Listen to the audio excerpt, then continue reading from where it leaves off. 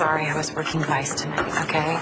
The lieutenant was afraid that the hookers were going to try to shake down the trick-or-treaters, and I was just really cold and I wanted a cup of coffee, and I'm sorry that no one would be in here right now. Don't worry about it, okay? We know you're on the job.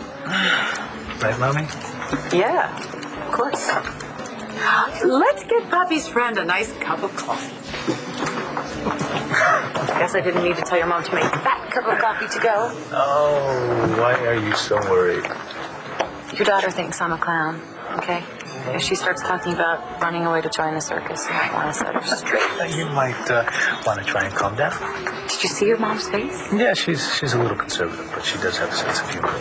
Well, I know how she feels. My Muslim ancestors are spinning in their graves. Listen, look, will you just pay for me? I'm gonna go. Wait. What? You okay? Yeah, this isn't my favorite assignment, and it's been a really long day. Touch Sean at all? No. I mean, it's better that way. Yeah. It's like it never happened. Okay. A nice hot cup of coffee for Poppy's friend, the clown. Oh, no, sweetheart. On the house.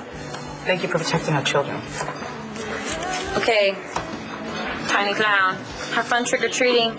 You like your costume. Why can't you come with us? How's the sauce? Awesome. I didn't think Buchanan's ate anything but red meat. How do you know so much about us? You know, I wanted to work at B, so I thought it'd be a good idea to know the territory. Sorry it didn't work out. For what it's worth, I think Natalie really jerked you around. Well, you know, you gotta be able to roll with the punches and punch back harder right in the kidneys. That sounds like Asa. It is, page 112 of the unauthorized biography. He hated that book. He did? They always said it didn't make him look tough enough. Oh, I wish I could have known him. So, You did. He was your great-grandfather. we used to be really close, and I moved away and lost touch. When I came back into town, I didn't even go to see him. I just pestered my Grandpa Clint to try to get my money back. One thing the biography said over and over and over was that Asa Buchanan was all about his family, no matter what. Maybe. The thing that really gets me is now that I don't care about the money, I can't seem to get away from it. How so? They're having a reading of his will at his ranch in Texas, and the whole Buchanan clan is going. Really? Yeah.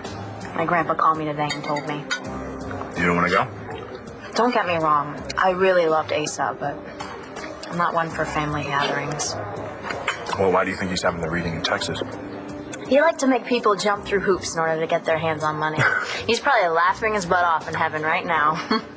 Oh, maybe it's not about hoops or money. You know, maybe he's trying to send you some sort of message. Maybe. I really don't want to talk about myself anymore. Okay. What do you want to talk about then? The real reason you asked me on this date tonight. I am not going to mess with Jared and Sarah. No, it's not messing with. It's like taking care of her own. She's not one of my own. Okay, fine. I'll handle this alone. Natalie, there's nothing to handle here, okay? Jared is a creep that has a thing for my family. He bought out Nash and Jess's vineyard just to get back at Jess. He knows how sick that Jess was last year, and he knows that Nash and Jess have a baby to take care of, but he doesn't care about them. And I can guarantee you, he does not care about Sarah. This bothers you, doesn't it? There's nothing going on with me and Sarah. Right. Boss employee thing, I get it. She has a little crush on me. And it's one way, right? It is. Even if it is. Do you care if Sarah gets hurt? I mean, you gave her a job. You gave her a place to live. To me, that says you do care. All right. What do I have to do? Take your dinner break. We'll go get a bite to eat at the palace. You want to crash their date? No, I don't think of it as crashing a date. I think of it as a fact-finding mission. So are you in or not? I'm not that bad a father, really. Got a couple of good kids. Smart kids.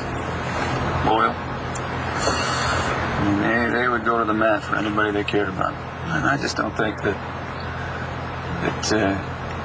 you can raise good kids if you're an evil bastard like everyone says I am. And Blair had nothing to do with that.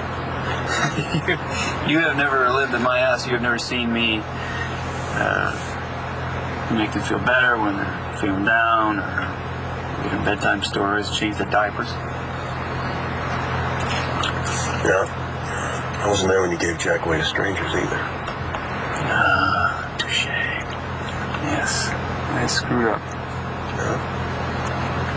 You thought he wasn't yours, and that's all that matters. Well, Blair had my head so screwed up, man. Okay, so it's Blair's fault. You did what you did to Jack, and now it's Michael and Marcy's fault for... Actually, what you I did to blame Tommy. you, because Oh, me? you kept the truth from me. I don't think any of this would have happened. Really? Yeah. And you forgot you had a needle in your arm when I dragged Cochran in to prove that you hadn't killed her? And how do you repay me, huh? By ruining my brother's life? By ruining Tommy's life? Well, I made things up with Jack. I can make them up with Tommy.